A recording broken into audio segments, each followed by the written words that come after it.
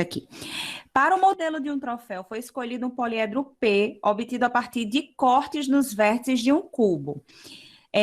Como o corte plano, em cada um dos cantos do cubo, retira-se o canto, que é um tetraedro de arestas menores do que a metade da aresta do cubo. Cada face do poliedro P, então, é pintada usando uma cor distinta das demais faces. Com base nessas informações, qual a quantidade de cores que serão utilizadas na pintura das faces do troféu? Então, vejam só, essa questão, ela tem esse cubozinho aqui, tá certo? Que eu vou fazer aqui em cima. E o que é que ela diz? É que em cada vértice desse aqui, ele fez um corte, tá certo? Em cada vértice desse. Aí, ele fazendo esse corte aqui, ele tirou figuras parecidas com esse tetraedro, tá bom? Então, essa figura aqui foi retirada nesse formato aqui. Então, cada vértice, ele fez isso. Quando ele fez isso, significa que essa parte aqui é o que vocês estão vendo, ó, é uma figura plana, tá certo? Então, isso virou uma face. Aí, tudo foi pintado. Então, a pergunta é, quantas cores diferentes eu vou utilizar? E aí? Vou escolher outra cor. A senhora poderia repetir? Tá. Ele tem esse cubozinho aqui, tá bom? E em cada vértice do cubo, ele fez um corte, que é esse corte que tá aqui, ó. Deixa eu botar de vermelho para ficar melhor de vocês enxergarem. Amarelo. Ele fez esse corte aqui, ó. Certo? Quando ele fez esse corte, ele tirou um tetraedro, que é essa figura que tá aqui do lado, tá certo? Então, ele veio aqui e fez o mesmo corte triangular. Aí, essa figura que aparece aqui é justamente uma figura triangular plana. É como se fosse essa imagem que você está vendo aqui, ó. Tá certo? Então, no vértice, ao invés de ser uma ponta, vira um triângulozinho desse. Então, na verdade, é uma face. Aí, ele pergunta assim, quantas cores foram utilizadas para pintar o troféu todo? Ou seja, tanto ele na forma original, né? Mas também considerando essa parte dos vértices que viraram faces. E aí?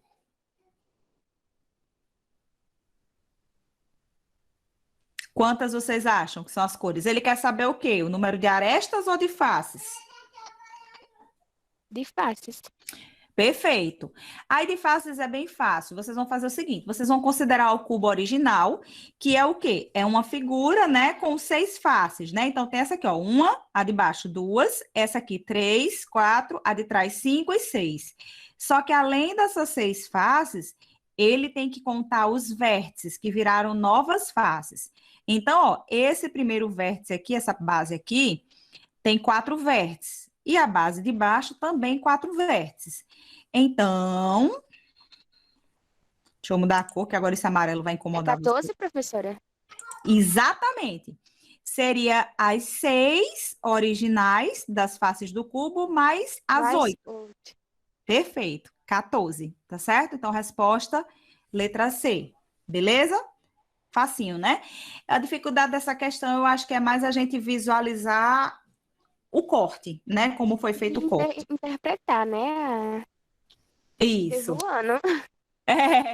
E interpretar que o que ele está pedindo, que são as cores, na verdade, ele quer saber as faces. É muito parecida com aquela questão que a gente fez na aula passada dos átomos, que ele perguntava, ao invés de dizer assim, me dê os vértices, ele perguntou os átomos, né? A gente tinha que interpretar que o equivalente era isso. Essa questão 4. Essa questão 4, ela é uma questão que tem um pouco de pegadinha, ela é meio... Você acha que ele quer uma coisa, mas na verdade quer outra. Então, vamos lá. Representar os objetos tridimensionais em uma folha de papel nem sempre é uma tarefa fácil. O artista holandês Escher explorou essa dificuldade criando várias figuras planas impossíveis. Então, ele fez uma figura plana que é considerada impossível de ser construída com objetos tridimensionais. Por exemplo, da litografia Belvedere, produzida aqui abaixo. Então, o que acontece? Ele fez figuras planas, mas que elas não podem se transformar em figuras tridimensionais reais, tá certo? Então, são consideradas figuras impossíveis. Considere que o marceneiro tem encontrado algumas figuras supostamente desenhadas por Escher e deseja construir uma delas com ripas rígidas de madeira, que tenham o mesmo tamanho. Qual dos desenhos a seguir ele poderia reproduzir um modelo tridimensional real? Então, olha a pegadinha dessa questão. Ele quer saber qual dos desenhos poderia reproduzir no modelo real. E a história todinha fala que são figuras planas impossíveis de serem construídas como objetos tridimensionais.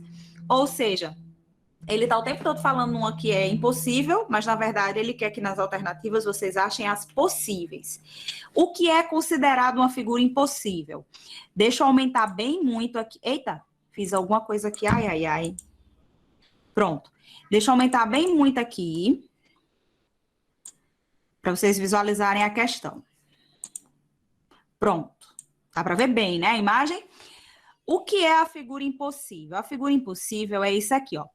Vocês estão vendo que essa figura aqui, essa coluna, ela está começando no corrimão lá de trás esqueci o nome desse negócio aqui. Acho que é um terraço, né? Ele está começando no corrimão aqui de trás, ó. Certo? Ou seja, no plano lá de trás. Só que quando você prolonga essa coluna, ela vem parar no plano da frente. Então, é como se, por exemplo, a gente tivesse isso aqui, essa caixa, tá certo? Aí eu tinha uma coluna que começou aqui, só que de repente ela já está entrando na imagem que está aqui. Então, ela estava num plano e de repente, quando você visualiza, ela está aparecendo em outro plano. Isso é considerado uma figura impossível. A mesma coisa aqui, olha. Ela começa nesse plano da frente, mas quando prolonga, ela é como se estivesse entrando no plano de trás, aqui atrás, tá certo? E o mesmo ocorre aqui, ó. Começa no plano da frente, aí ao invés de continuar, por exemplo, aqui na frente, no mesmo plano, ela está entrando em outro plano. Então, não dá para formar uma figura tridimensional. Deu para entender o que seria a figura impossível? Sim? Sim. Pronto. Aí, vamos lá. Então, significa... Deixa eu diminuir agora. Que vocês vão ter que achar aqui, dessas alternativas, qual letra tem uma figura que é possível. E aí? A possível seria uma que a gente vê uma saída, assim, mais ou menos. Que você consiga montar uma forma tridimensional, ou seja, que ela comece num plano e termine nesse plano, ou seja, de forma tridimensional, ela não saia cruzando, digamos assim, né, como a outra. Professora? Quem foi que falou? Ian. Oi, Ian, é isso mesmo, a letra E. Olha só como ela é perfeitinha, ó. Ela começa aqui na frente e termina na frente. Aqui, começa atrás e termina atrás. Começa na frente e termina na frente. Ela é toda bonitinha, uma figura tridimensional normal. Já essas outras, não. Olha só. Essa aqui, ela começa na frente, aí, de repente, ela vai entrando para trás dessa outra figura. Então, é como se ela fosse cruzando. Então, você não consegue ver ela tridimensional. Tem até... Essa imagem aqui, ela é até um monumento de uma cidade da Europa, eu acho, que eu vi uma vez ela, que você sai visualizando ela, e aí ela vai ficando com várias formas. Ela foi até com uma figura muito parecida com essa, foi construída. Aí essa aqui, ó, do mesmo jeito, ó, tá vendo que ela começou no plano aqui atrás, aí de repente esse plano que tá aqui na frente passa por trás da que tá aqui. Então ela tá entrando e vem esse outro que tava aqui na frente. Ao invés de ficar na frente, ele meio que cruza. Então, ó, essa linha, ela começa atrás, mas ela passa na frente desse que tá na frente. Então, ela é uma figura impossível, tá certo? A mesma coisa aqui, ó. Essa figura que ela meio começa aqui atrás e depois vem para frente. É do mesmo jeito aqui, certo? Aqui, ó. Essa aqui, ela tá aqui no plano de trás, mas de repente ela entra na frente dessa figura que está aqui no plano da frente, tá certo? Então são figuras impossíveis, tá certo? É como se tivesse uma quebra e passasse pela frente. O que vocês acharam dessa questão? Ian respondeu bem rapidinho. É boa para pensar, né? Não é? Isso aqui é uma questão que é o que entra naquele conteúdo do Enem, que eu nem sei se está escrito expressamente, mas é o que a gente chama de perspectiva. Ela não é especificamente um conteúdo da geometria espacial ou da geometria plana, é só formas de você ver imagens de perspectiva. Então, esse aqui entra nesse Ian tópico, colocou Ian botou a um link imagem. aí. É a imagem. é a imagem. Mas você achou fácil, Ian, ou foi porque eu expliquei o que era o possível e impossível? Ah, foi fácil. Foi fácil, né? Pronto. Então, assim, essas são justamente esses tipos de questões, tá certo? Que envolve questão de perspectiva. Não tem um conteúdo específico. Na verdade, a gente nem ensina muito, não tem como ensinar perspectiva. Normalmente é você ter a visão e resolver questão envolvendo isso. Mas, em geral, sempre cai pelo menos uma questão que envolve alguma coisa ligada à perspectiva ou planificação. Nesse ano, teve uma de planificação. Depois eu mostro para vocês já já. Que ele tinha uma casa, eu não lembro qual é o número da questão, mas ela tinha uma casa e de repente ele pedia para planificar o telhado. Aí é muito parecido com esses tipos de questões. Vamos para 5. Um lapidador recebeu de um joalheiro a encomenda para trabalhar em uma pedra preciosa, cujo formato é de uma pirâmide conforme a figura 1. Então, tá aqui a figurinha 1. Para tanto, o lapidador fará 4 cortes de formatos iguais nos cantos da base. Os cantos retirados correspondem a pequenas pirâmides. Então, aqui é a figura original. E ele fez o corte exatamente igual àquela questão do cubo. Ele veio no vértice e fez esses cortes no vértice, tirando tetraedros, tá certo? Aí, cadê? Os cantos retirados correspondem a pequenas pirâmides nos vértices P, Q, R, S. Então, tá aqui as pirâmidezinhas que ele retirou. Ao longo dos segmentos tracejados na figura 2. Então, aqui é a imagem. Você tinha uma pirâmide original, ele veio nos vértices da base e tirou outras pirâmides. Então, vocês vão ver assim, a figura como se fosse um plano aqui, tá certo?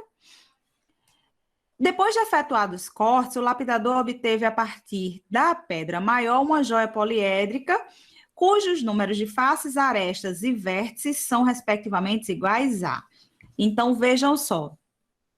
Aqui dá para a gente tentar fazer por eliminatória, tá certo? Por eliminatória, o ideal seria mais ou menos vocês, por exemplo, aqui ele pediu faces, arestas e vértices, né? Então, aqui seria face, aqui seria aresta e aqui seria o vértice. O ideal seria achar as arestas, porque as arestas é o único que não tem respostas em comum, né? Por exemplo, aqui, que tem 9 e 13, né? Então, os arestas. Mas a gente pode fazer achando as outras medidas. Para determinar as arestas aqui, vocês têm duas opções. Utilizar aquela fórmula, que é arestas igual a número de faces vezes o número de lados, dividido por 2, ou ir na raça, tá certo? Na raça é vir contando aqui. Por exemplo, a pirâmide, ela tem uma base que vai ter uma figura, um poliedro, um polígono qualquer. Então, essa base aqui, 4 lados. Então, eu já sei que as arestas, a base tem 4 lados, tá certo? As arestas laterais vão ser exatamente iguais à quantidade de lados da base. Tá certo? Então, vocês vão ter aqui essas aqui, mais 4, certo? Então, eu tenho essas 4 daqui, com essas 4 aqui, que são as laterais. Agora, falta vocês acharem essas arestas aqui, porque ele fez o corte, tá certo? Como a base tem 4 lados, né, que é um quadrado, vocês vão fazer 4 vezes 3, porque ficou uma face triangular, tá certo? Então, aqui seria 4 vezes 3, certo?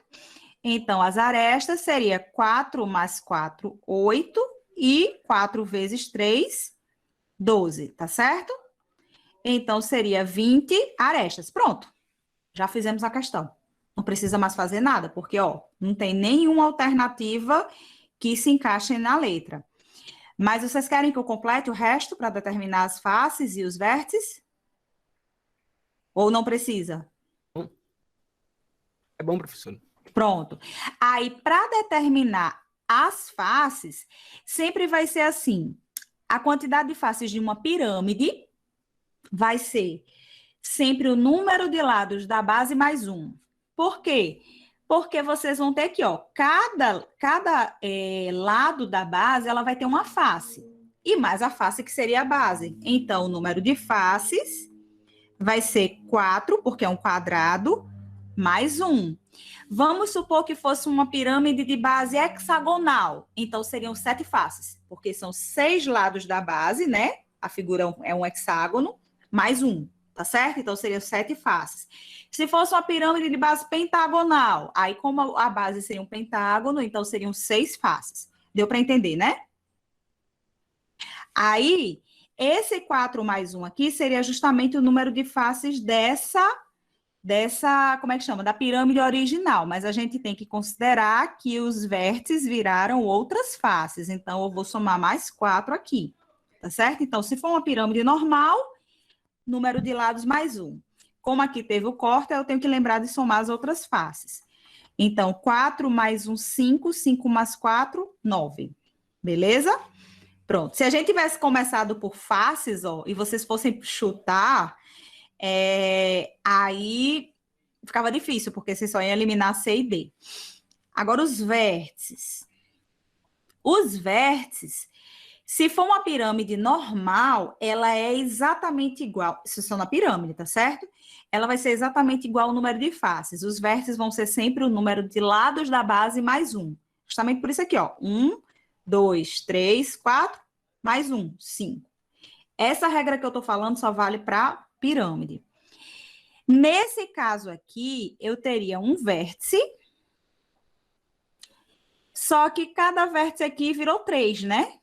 Então, seria 4 vezes 3, porque são 3 lados que tem aqui, ó. 3 vértices, já que é um triângulo.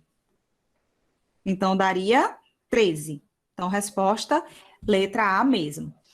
Gente, assim, muita gente fica ensinando, às vezes vocês vão ver em algum lugar alguém ensinando como chutar no Enem. Às vezes, as provas de concurso, eles tendem a fazer uma espécie de alternância. Tipo, letra A, B, C e D nas 4 primeiras. Aí, quando ele fez essa alternância, aí ele começa de novo esse ciclo de A, B, C e D. Esse tipo de chute é quando você tá, tipo, não sei de jeito nenhum fazer a questão. Então, o macete para vocês chutarem uma questão que você não sabe fazer de jeito nenhum e tá terminando o tempo, você tem que marcar alguma coisa, vocês olharem para a prova toda e contar quantas vezes cada letra apareceu. Então, vocês iam lá e ver que isso não é um chute perfeito, tá? Porque vocês podem errar a questão. Mas, em geral, vamos supor que vocês fizeram consciente as questões, aí o que vocês fariam? Contaria lá quantas questões vocês conseguiram marcar a letra A, quantas a letra B, quantas a letra C, quantas a letra D. A que tiver em menor frequência seria a opção de chute. Mas isso não é uma opção de chute muito certeira, tá certo? Porque corre se vocês terem errado a questão, então não é uma coisa perfeita. Chutar a questão de matemática com mais segurança é fazer isso, é vocês fazerem uma parte da questão e eliminar o resto. Esse seria um jeito mais garantido. Agora, chutar mesmo sem saber nada é complicado, tá certo? Mas dá para chutar fazendo isso. Então, por exemplo, vamos supor que vocês conseguiram aqui na raça achar o número de vértices, né? Aí ficou aqui entre essas duas letras. Aí vocês iam ter que ir para o chute mesmo, né? Ou A ou B. Aí isso seria uma tentativa de chute, seria 50% de chance de acertar a questão. Isso seria uma forma de chutar. Né? Mas não dá para vocês dizer assim, eu vou fazer um chute perfeito em matemática sem fazer conta nenhuma e acertar. É quase que joga na Mega Sena, que é mais fácil. Tá certo? Mas deu para entender essa questão? Sim? Deu, professora. Pronto. A 6 foi de Yasmin, né, que eu pedi? Sim. A 7, eu vou fazer assim, eu vou fazer essa 6 e vou deixar a Yasmin, eu vou escolher outra questão para você na próxima aula, para a próxima aula, tá certo? Que aí a gente finaliza poliedros, tá? Então, lá vai. Os sólidos de Platão são poliedros convexos, cujas faces são todas congruentes. Na verdade, você vai fazer a 6 de prismas que tiver lá, para você não mudar a questão que você marcou lá, tá certo? Aí, Os sólidos de Platão são poliedros convexos, cujas faces são todas congruentes a um único polígono regular. Todos os vértices têm o mesmo número de arestas incidentes e cada aresta é compartilhada apenas por duas faces.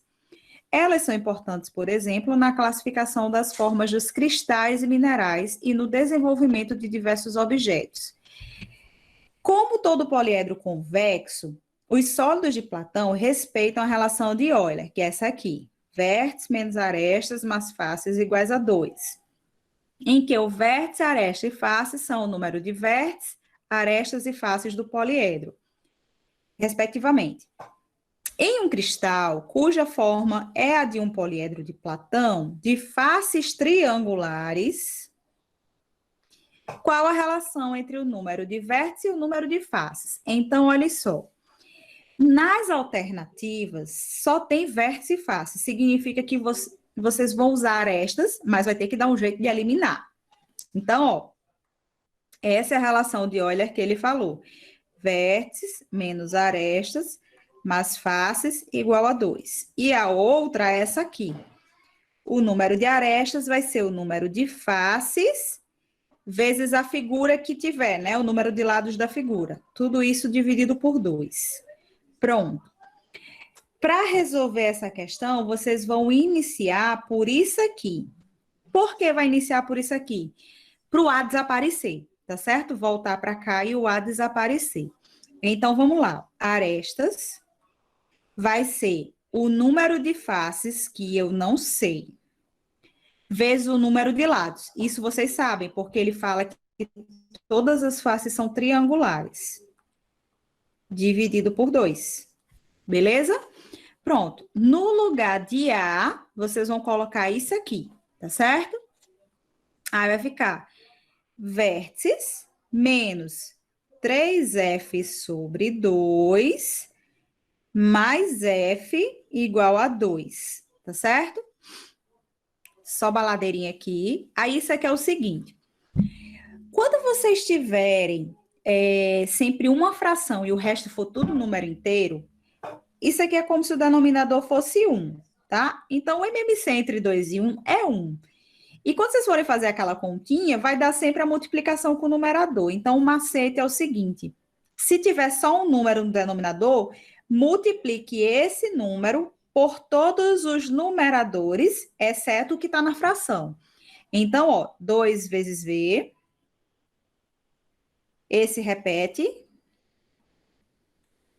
2 vezes F. E 2 vezes 2.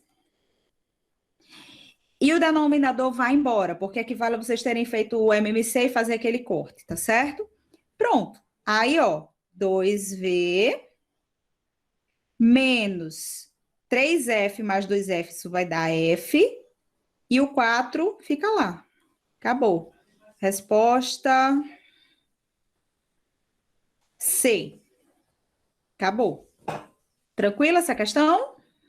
Professora, eu vou dizer a verdade, eu iria marcar assim. A letra E. Por quê? Eu ia somar 3 com 2. E esquecer desse sinalzinho de menos que estava aqui, né? E esquecer o sinal de menos e errar feio. Pois era. E eu acho que ela está aqui justamente para quem esquecer desse bendito sinal. Eu acho que ela está aqui de propósito mesmo. A 7 já foi. Pronto, a 8 já foi feita. Pronto, pessoal. Então, a gente acabou. Gente, o que danado é um prisma? Como é que eu sei? Porque, assim, um prisma é um poliedro. Mas como é que eu sei que o poliedro recebe o nome de prisma? Por exemplo, prisma é poliedro e pirâmide é poliedro. Mas como é que eu sei que prisma é prisma?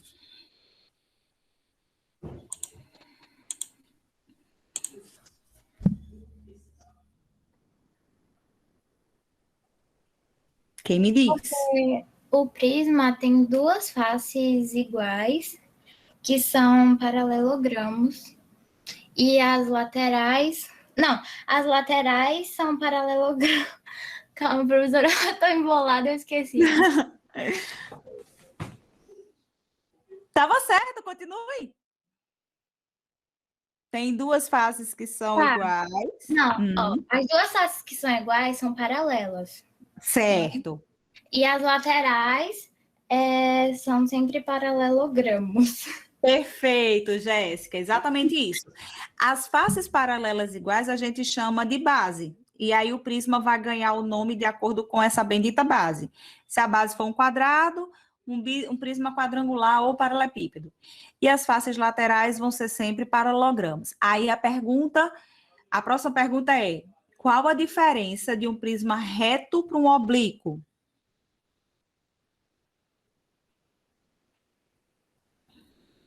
O oblíquo é torto. Tem o negócio do ângulo, eu só falei pra brincar mesmo. Mas é isso mesmo, Guilherme. O oblíquo é torto e o reto é reto. Ou seja, quando você fala na face lateral, pegando a resposta de Jéssica, um prisma reto, as faces laterais são sempre retângulos. A aresta lateral é perpendicular à base. E o prisma oblíquo, a face lateral é um paralelogramo, ou seja, ele é tortinho. O ângulo entre a aresta e a base vai ser sempre diferente de 90 graus, tá certo? A gente não pode dizer que o ângulo é maior ou menor do que 90 graus, porque depende de como esteja a posição do prisma, né? Se você considerar o prisma nessa posição, então o ângulo seria menor do que 90, mas se a gente pensar nessa posição, então o ângulo seria maior do que 90. A diferença é, no oblíquo, são paralelogramos, as faces laterais, e as arestas não são iguais a 90 graus, tá certo? Pode ser maior ou menor, dependendo de como você olhe para esse prisma, tá certo? Pronto. Aí, as fórmulas, né? Com relação às fórmulas.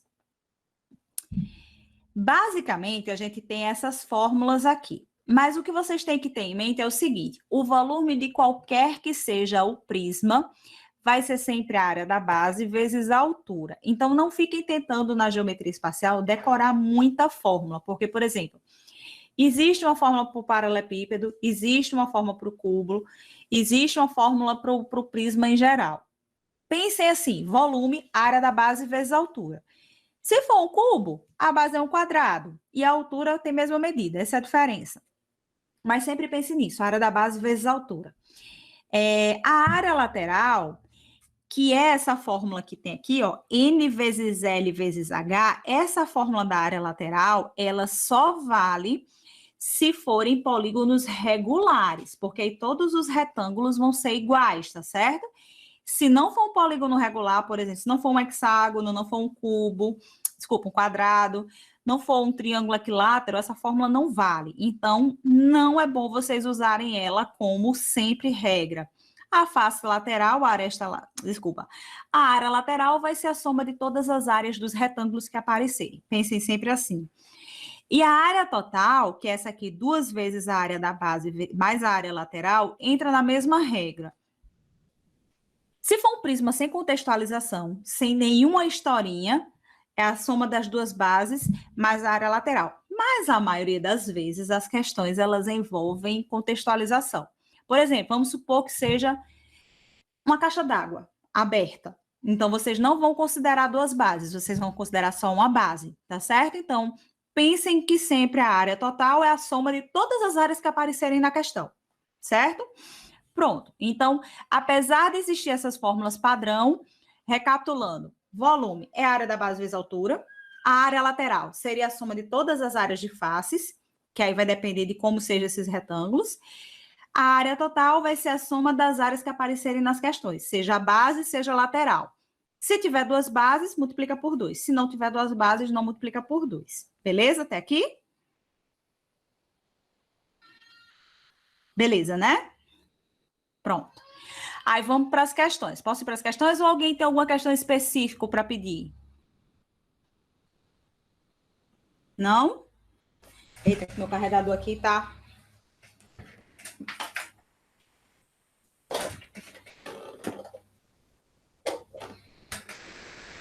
A bateria estava se indo. Pronto. Então, como ninguém se manifestou, vamos para as questões. Olha, a questão 1, ela diz o seguinte: alguns objetos Durante a fabricação, necessitam passar por um processo de resfriamento. Para que isso ocorra, uma fábrica utiliza um tanque de resfriamento, como mostra a figura. Então, está aqui o tanque. O que acontecerá com o nível da água se colocássemos no tanque um objeto cujo volume fosse 2.400 centímetros cúbicos? E aí? As alternativas estão falando em nível, certo? Nível subir, ó, nível subir. Então, o que vocês precisam fazer?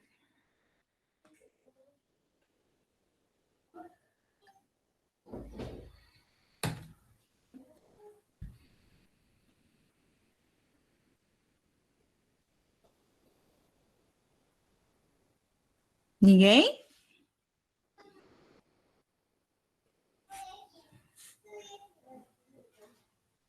Gente, será que eu caí? Ninguém me respondeu mais nada. Professora. Que susto! Eu pensei que eu estava sozinha, eu tinha caído. E aí? Eu tava olhando aqui, mas não sei não. Pronto. Toda vez que eles falarem em nível de água subir ou descer, vocês têm que tentar fazer uma fórmula, desculpe, uma relação entre o volume que foi dado na questão, tá certo? Então, como ele falou aqui que o volume foi de 2.400 centímetros cúbicos, eu preciso saber o quanto esse nível de água aqui subiu, tá certo?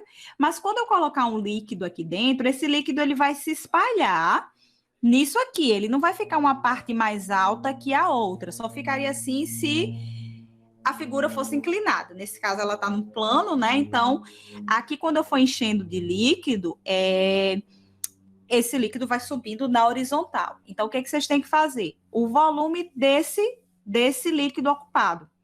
Então, o volume vai ser igual à área da base vezes a altura, certo? Ele disse que o volume é 2.400. Então, 2.400 vai ser a área da base, ó, 40 vezes 30 vezes a altura, que é o nível que eu quero descobrir, tá certo? Então, vou cortar os zeros, tá? E aí vai ficar assim, ó, 24 igual a 3 vezes 4, 12H, certo? Aí, pronto. H vai ser igual a 24 dividido por 12, beleza? Então, H vai ser igual a 2 centímetros. Acabou, pronto. Aí, a gente vai para as alternativas, ó. O nível subiria 0,2? Não. O nível subiria 1? Não. O nível subiria 2. Pronto, então a resposta, letra C. Como é que eu faria para saber se transbordou ou não? Vamos supor que aqui, ao invés de ter dito essa altura, ele tivesse dito uma alternativa com transbordou e outra que não transbordou. Como é que eu saberia?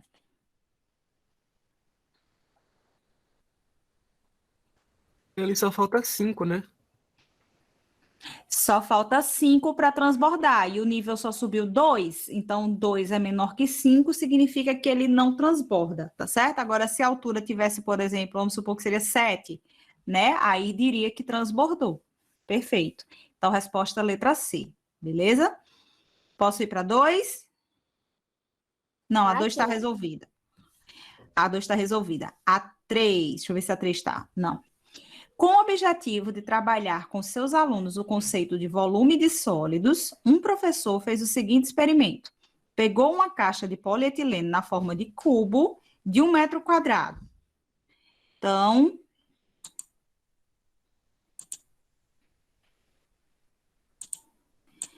tá aqui a caixinha, tá certo?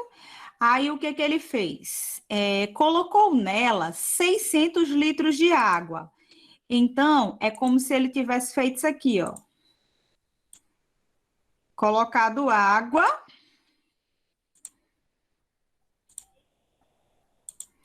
E ele ia chegar num nível desse, tá certo? Então, tem 600 litros de água. E esses 600 litros de água chegou num nível desse tipo aqui, tá certo? Que seria o equivalente a esse retângulo roxinho que eu coloquei aqui, tá certo? Então, isso aqui seria mais ou menos o nível da água, tá certo? Pronto. Então, esse aqui seria o nível de água. Aí ele diz assim: em seguida, colocou dentro da caixa com água um sólido que ficou completamente submerso. Então, ele colocou alguma coisa aqui dentro, tá certo? Um sólidozinho, vou dizer que é uma pedra, que ficou completamente submerso. Considerando que, ao colocar o sólido dentro da caixa, o nível da água passou a ser 80 centímetros, qual era o volume desse sólido? Então, vejam só. Essa questão, ela é parecida com a que a gente fez agora, que é o quê? Ele colocou um objeto aqui dentro e o volume de água aumentou. Mas a diferença é o seguinte, é que esse volume que eu achei aqui foi esse volume que é o volume ocupado pelo líquido, tá certo? Nesse caso aqui, o que está acontecendo? Eu tinha uma altura H, que é o equivalente aos 600 litros, certo? Aí eu coloquei alguma coisa aqui dentro e a nova altura foi 80 centímetros. Então, esses 80 centímetros é considerando essa altura H mais alguma coisa, tá certo? Então, a pegadinha dessa questão é justamente isso, é que esses 80 centímetros não é essa parte superior, é essa parte roxa mais alguma coisa, tá certo? Então, o primeiro passo é saber que altura é essa aqui, certo? Eu sei que isso aqui é 1, que isso aqui é 1, já que é um cubo, tá certo?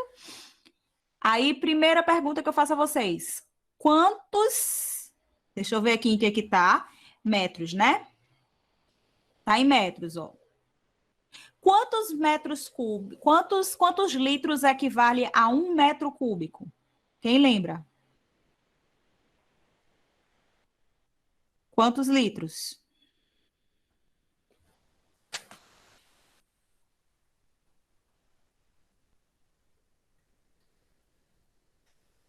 Vai, Ian, tu que não tem medo de chutar. E aí, quantos litros tem 1 metro cúbico?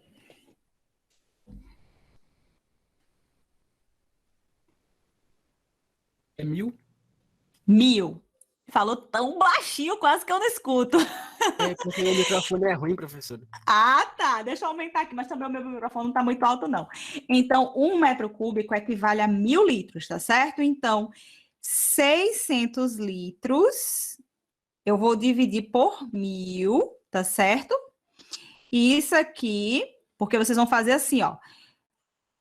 600 litros está para X, assim como 1 metro cúbico equivale a 1000, tá certo? É essa regra de 3 aqui, por isso que eu dividi por 1000, tá certo? Aí, então, eu sei que X vai ser igual a 0,6 metros cúbicos, beleza? Esse X aqui é o volume, tá bom?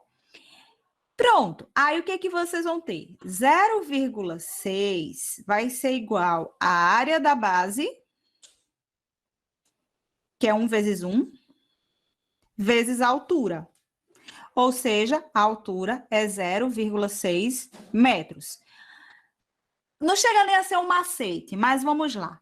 Toda vez que tiver uma questão que envolva cubo, o volume daquela coisa lá que vocês colocaram é justamente a altura ocupada por ele, tá certo? Então, como o cubo aqui ele vai ter lado 1, então você vai sempre fazer essa multiplicação de 1 por 1, né? Então, o volume vai ser sempre igual à altura. Então, vocês já podiam aqui de cara, só de olhar para cá, já dizer que isso era a altura, tá certo? Aí, vejam só. Isso aqui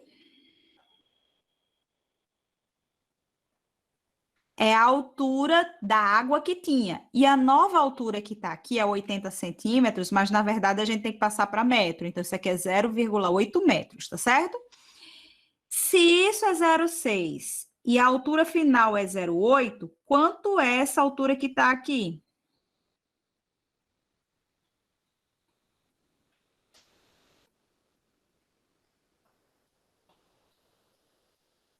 E aí?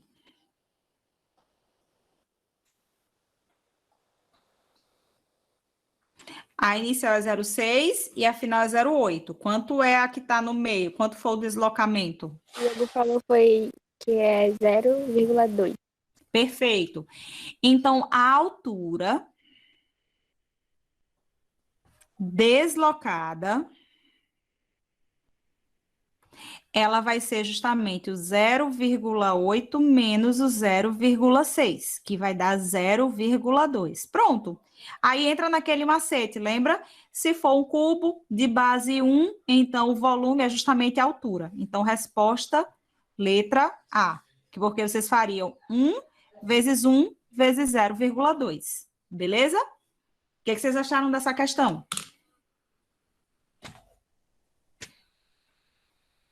Legal. É legal, né, ela? Não é tão facinho, não. Principalmente porque vocês têm que lembrar dessa bendita unidade de medida aqui. Acho que dá tempo de fazer essa 4, se não tiver resolvida, tá? Não. Vamos lá. Considere um caminhão... Posso seguir, né? Considere um caminhão que tem uma carroceria... Hoje eu nem botei a lista para trabalhar. Que tem uma carroceria na forma de um paralelepípedo retângulo, cujas dimensões são 5,1, 2,1 e 2,1, suponha que esse caminhão foi contratado para transportar 240 caixas na forma de cubo, com 1 metro de aresta cada uma, e essas caixas podem ser empilhadas para o transporte. Qual o número mínimo de viagens necessárias para realizar esse transporte? Então, vamos lá. A imagem é essa aqui. Vocês vão ter aqui, cadê?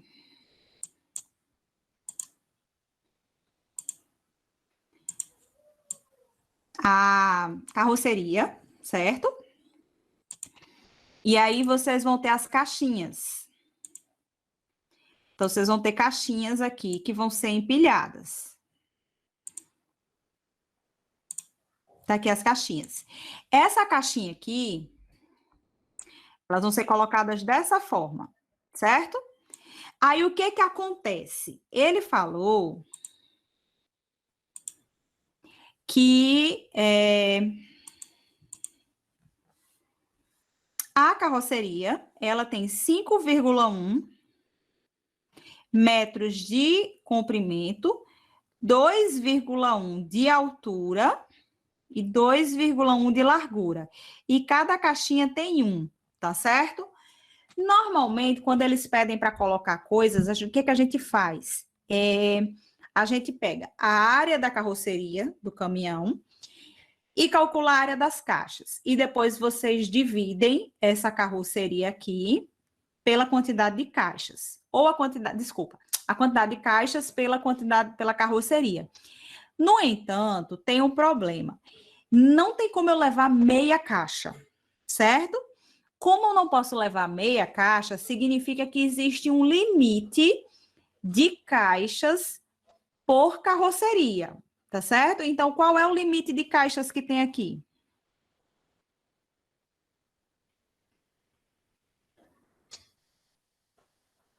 Ó, se aqui é 1 e aqui é 1, quantas caixas cabem na vertical? 2. 2. E quantas caixas cabem na largura? 2 também. 5. Então, teria 2 em cima e 2 aqui do lado, atrás, tá certo? E quantas caixas cabem agora no comprimento? 5. Pronto. Então, quantas caixas cabem ao todo aqui? 20. 20. Aí, agora, o que que a gente faz? Mas aí o resultado vai achar 12.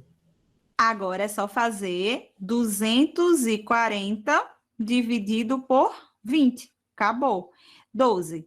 Então, esses dados aqui, vocês não vão utilizar eles para calcular o volume dessa figura. Por quê?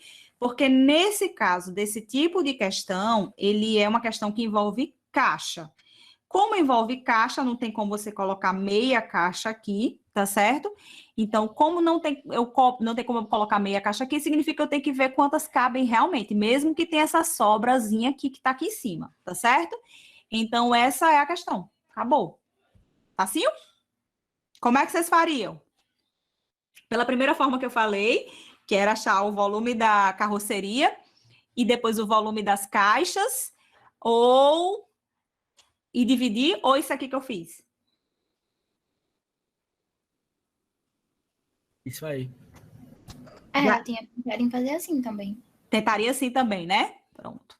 Pronto, porque essa é uma questão que teria pegadinha. Se vocês fossem calcular essa área, esse volume e o volume das caixas e dividir, cai nas alternativas. Dava quebrado, mas caía nas alternativas aqui. Então, o ideal é justamente fazer essa regrinha. Beleza? Facinho, né? Vocês estão vendo que tem muita questão do Enem que ela é mais pegadinha do que difícil, né? Se não cair na pegadinha, beleza. Dá tempo de eu fazer outra? Deixa eu ver. 2 minutos. Questão 5. Essa aqui é bem fácil. A figura seguinte ilustra um salão de um clube onde estão destacados os pontos A e B. Então, está aqui o ponto. Nesse salão, o ponto em que chega o sinal de TV a cabo fica situado em a fim de instalar um telão para a transmissão dos jogos de futebol da Copa do Mundo. Esse sinal deverá ser levado até o ponto B, por meio de um cabeamento que seguirá a parte interna da parede do teto. O menor comprimento... Isso é a parte mais importante da questão. Que o cabo deverá ter para ligar os pontos A e B deverá ser obtido na seguinte representação no plano. Então, o que acontece? Aqui está a caixinha fechada, só que ele vai planificar essa caixinha, tá certo? Então, como ele está planificando, ele quer saber qual o menor comprimento utilizado. E aí, vocês têm que lembrar lá da geometria plana. Qual a menor distância entre 2 pontos? Qual é a figura que representa a menor distância entre 2 pontos? Uma hipotenusa. Eu acho que Uma hipotenusa ou um segmento de reta. Então, qual alternativa tem um segmento de reta?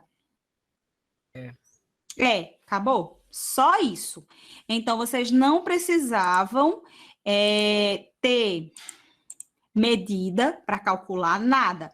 Se no enunciado da questão ele falar em menor distância entre 2 pontos, vocês sempre vão procurar segmento de reta. Acabou. Só isso. Facinho, não é essa? Então, resposta, letra E. Aí, normalmente, ele bota essa ruma de letrinha aqui, ou de alternativa inclinada, para a pessoa ficar pensando, eita, eu tenho que fazer o cálculo, aí a pessoa vai tentar achar aqui se é metade, não é? Mas não. Pensou, menor distância entre 2 pontos, segmento de reta, tá bom? Sempre. Pronto, pessoal. Então, a 6 vai ficar para Yasmin, e aí, próxima aula, eu continuo nelas, tá bom? 7, 8, 9, 10, 10, e o resto acho que eu pedi.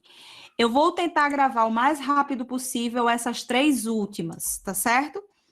Eu acho que daqui para amanhã eu devo estar gravando. Aí, quando eu gravar, eu ponho o link aqui, tá certo? Fica mais fácil de vocês localizarem. Se eu não gravar, eu respondo na aula, tá certo? Aqui eu não gravar, mas eu vou tentar gravar, tá certo? Porque eu estou tentando gravar as questões de resolvidas do Enem 2020, então elas estão inclusas, tá certo? Vocês têm alguma pergunta? Não? Tá bom. Então, pronto. Eu não sei se dá tempo, certo? Para a semana que vem, mas normalmente está dando tempo para a gente começar, tá certo?